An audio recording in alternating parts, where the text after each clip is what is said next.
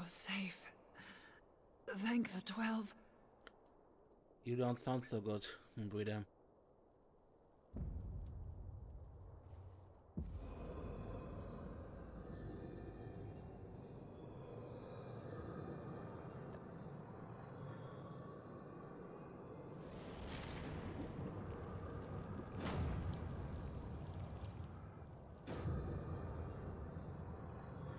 You may have bested me this day, but what of the next? What of all the days to come?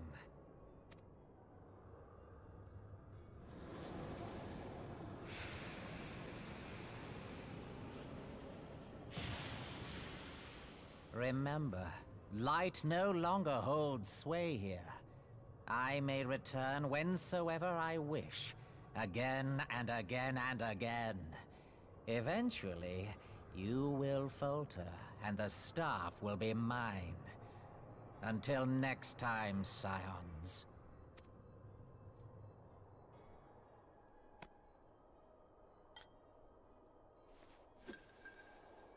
Field testing our side.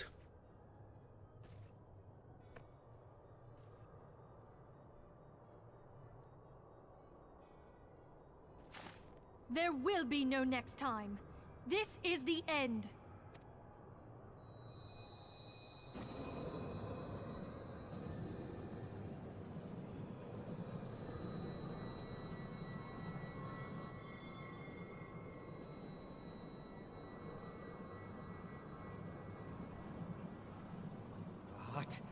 What trickery is this? No, no, you cannot. No!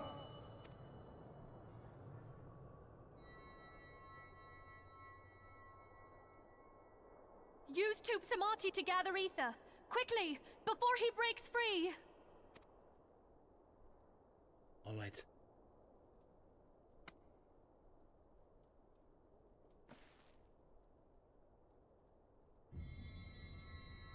Concentrate. Call to mind the time you struck down La Habrea with the Blade of Light.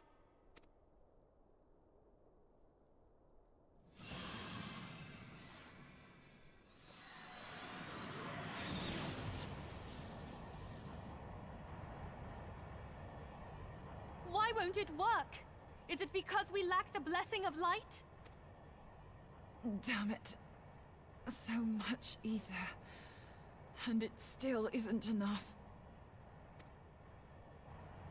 Fools! No mortal prison can contain me! I shall make you pay for your insolence!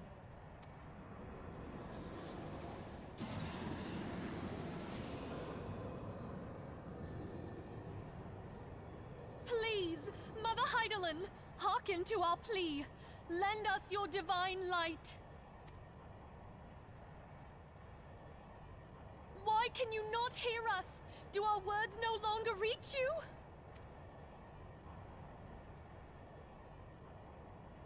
If only we had a bit more ether.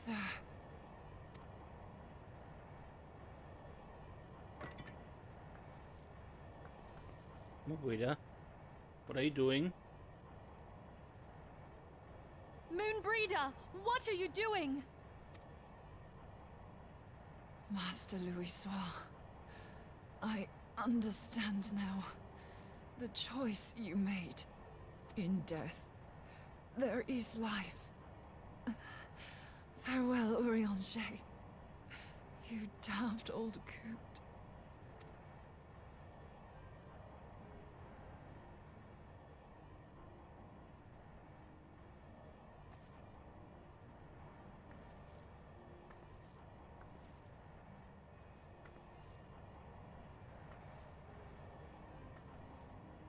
Moonbreeder, no!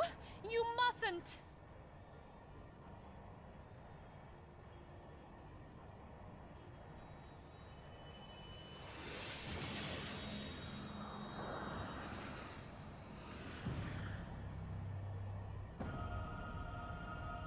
What? No! It cannot end! I am eternal! I am immortal!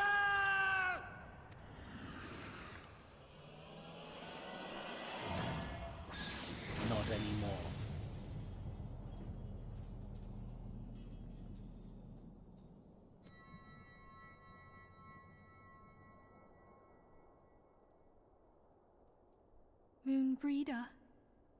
She's gone.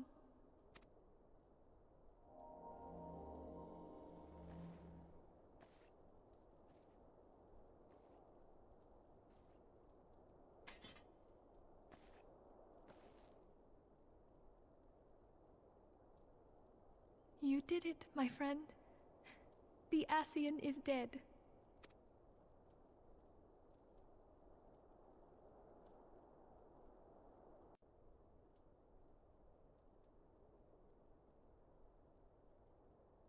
This device is a legacy of Moonbreeder's toils and sacrifice.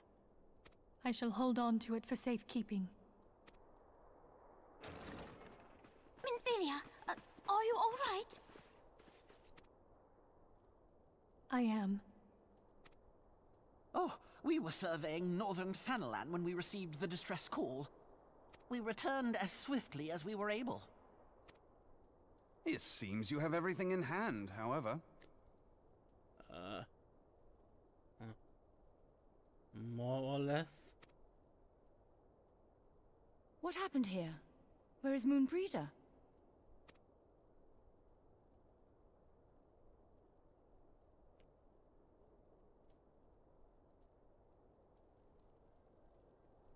She gave her life to temper the Blade of Light. I have no words. Rather than await the inevitable, she took her fate into her own hands. Does Ariange know?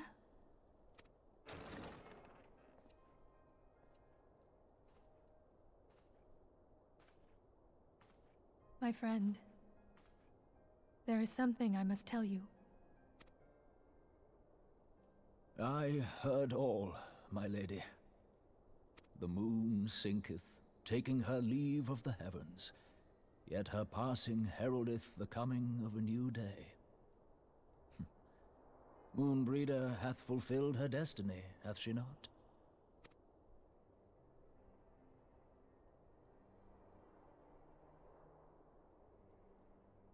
Long ago, far across the seas in the Charlayan motherland, Moonbreeder and I did study under the sage tutelage of Master Louisoix.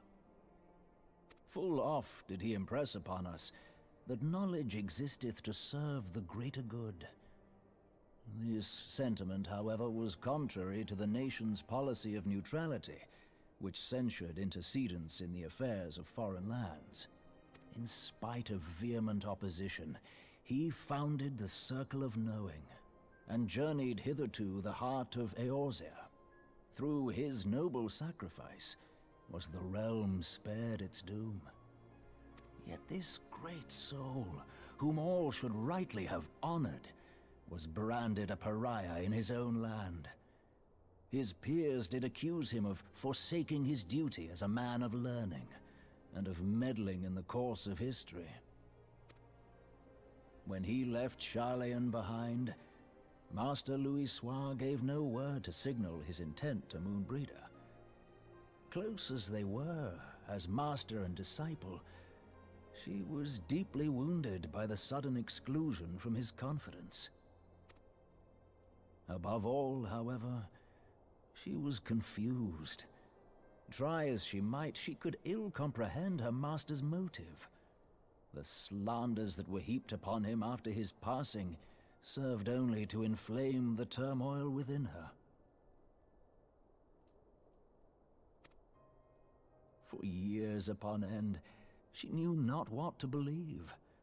Torn as she was twixt the man whom she revered and the man who forsook her and his duty both.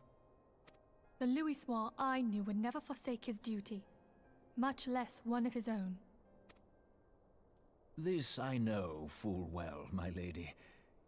'Twas not for want of love that Master Louisoix hid his intent.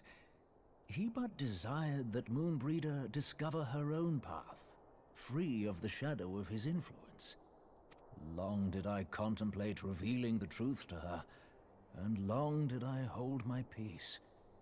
After all, was it not Master Louisoix's wish that she come to the truth unaided? I told myself it was, and resolved to let her suffer. Knowingly did I deny my friend the comfort she craved. And now she hath gone to her rest, with doubt still in her heart. No. In the end, she was so. Speakest thou in earnest? Did Moonbreeder truly come to understand Master Louisoix's will before the end? The realization hath set her free. She may now find the peace which hath for so long eluded her. Oh, Moonbreeder, my dearest, how I shall miss thee.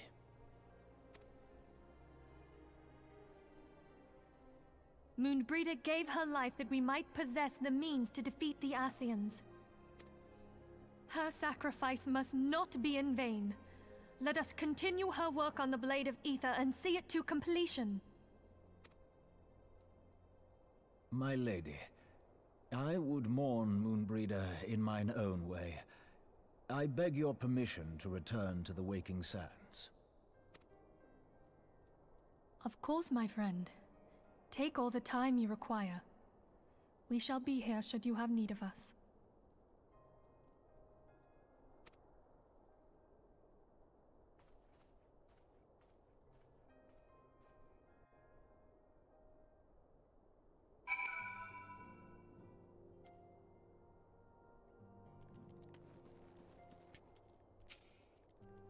She was counting on the theory that the soul's aether burns brightest at the moment of its passing. A scholar until the very end. Oh Moon, I miss you so much already. Would we had arrived a few moments sooner? Just a few moments. Our list of grievances against the Ascians was already overlong. Must I continue to add to it?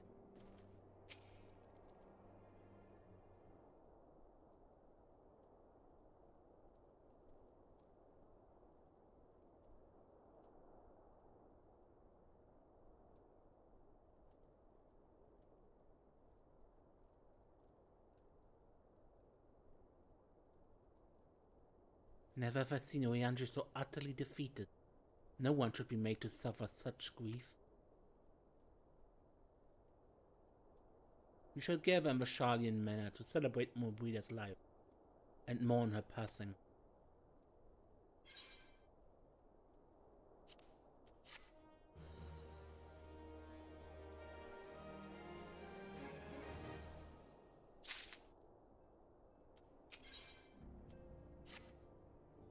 As Moonbreeder was a native of Sharlayan, I feel it only fitting that we gather before the mark of a scholar. Are you familiar with the stone? It is a monument found at Ratafrost and is sacred to Thaliak, guardian deity of the City of Learning. There shall we pray for our dear friend's soul and bid her a peaceful return to the light of a Mother Crystal.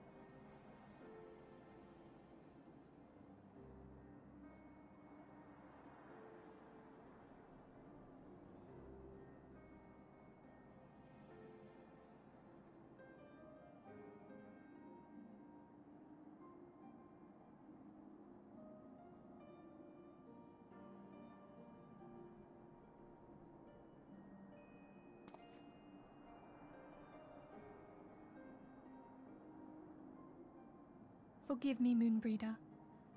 Had I been quicker or wiser, but I was not, and you paid the price. But you would not suffer us to wallow in our sorrow, would you? You would tell us to pick ourselves up and get on with it. And so we shall. We shall defend this realm and her people to the last.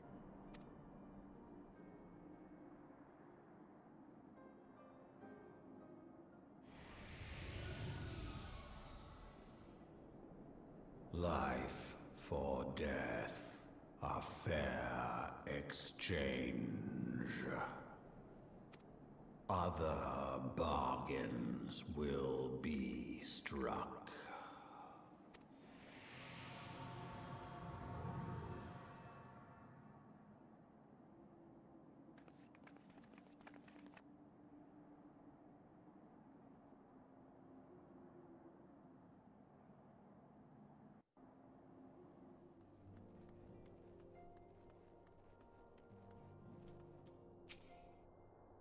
The rising stones feel somehow colder, and we are always cared for such an abundance of warmth and cheer.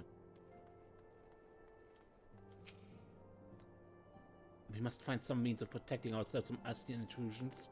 There must be a way. Don't feel much like talking at the moment. If you just give me some time. I love to see Ida in such pain, but I have not the words to comfort her. Can you imagine it? I, Papa Limo, one who has an eloquent comment for every situation, is at a loss for words.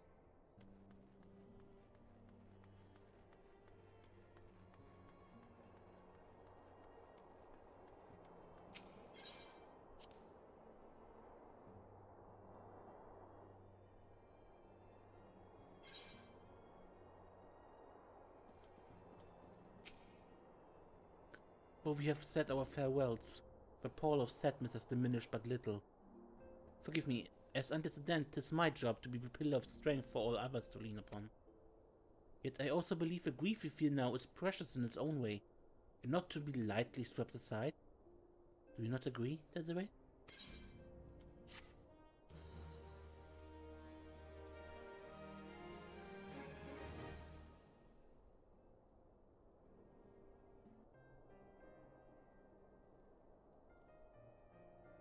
Tis as if a dagger has been thrust into my breast.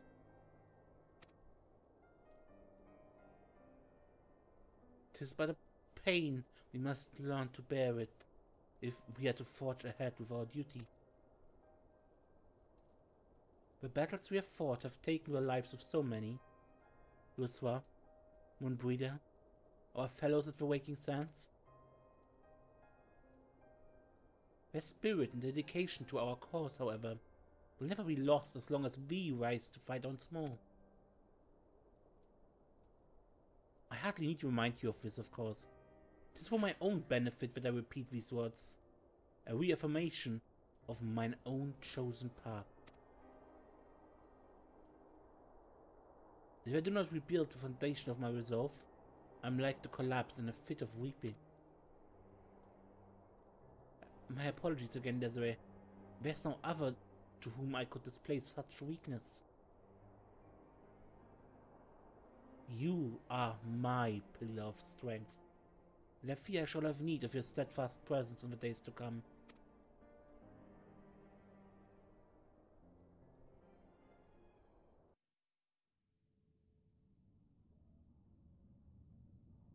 A victory won, a comrade lost. To honor the fallen, the living forge ever on, toward the light of a new dawn.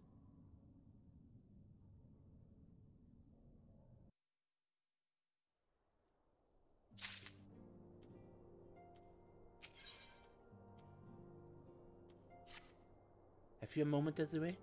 I believe Ida wished a word with you. I should consider it a personal favor if you would lend a sympathetic ear to her troubles.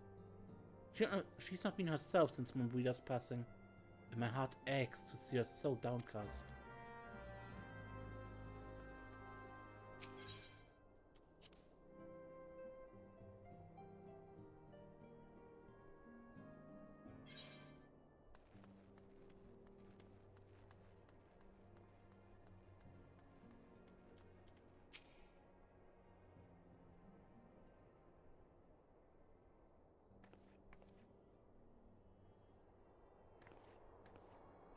Hey, it's Desiree. Great! No use. I'm trying to stay positive, but... just so hard, you know? The thing is, I know Moon would tell me off if she saw me moping around like this. Which is why I decided to cheer myself up by getting her a special flower. I placed an order for a moon daisy with Rowena a little while ago, and it's ready to be picked up. The trouble is, I find Rowena a bit difficult at the best of times, and... well, this isn't one of them.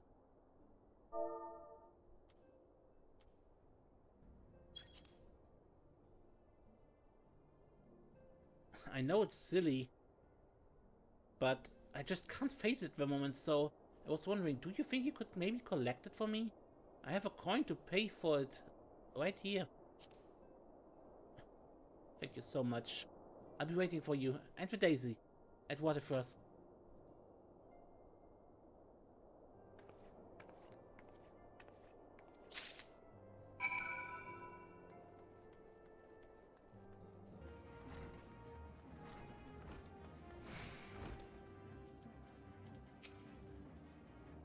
What can I do for you today, adventurer? Eldritch trinkets to trade? No, just a flower to pick up. Eh? They've got you running errands now? Science really know how to make the most of their talents, don't they? Standing the savior of yours into the bleeding market. Fine use of your time, that is.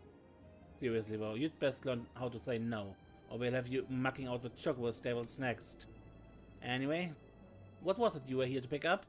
The moon daisy, was it? Here, take it. And tell that Idalas I got a wide selection of headwear in stock if she ever decides to replace that dawdy old mask of hers. God knows she needs to.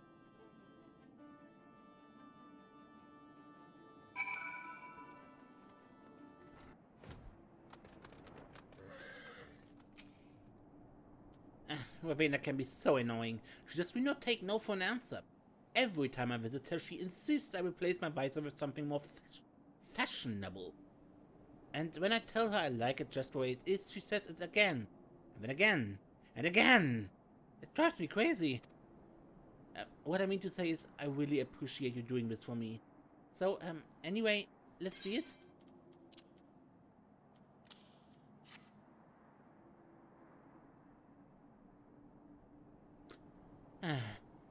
Moonbreeder loves these things, you know.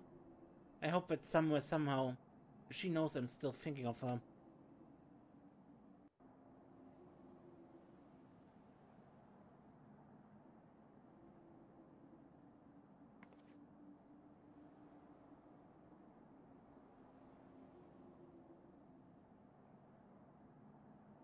I'll never forget you, Moon. None of us will.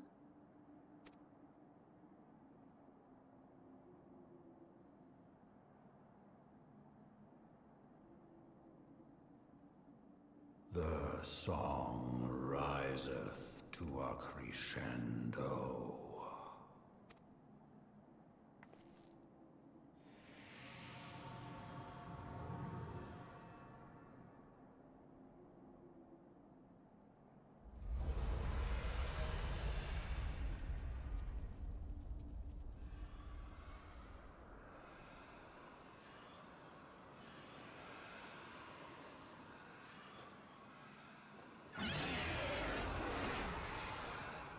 Is that what I think it is? Dragons, yes. Hello, can you hear me? We have received grave tidings from Ishgard. Pray return to the Rising Stones at once. Alright, Alvino. Next episode, okay?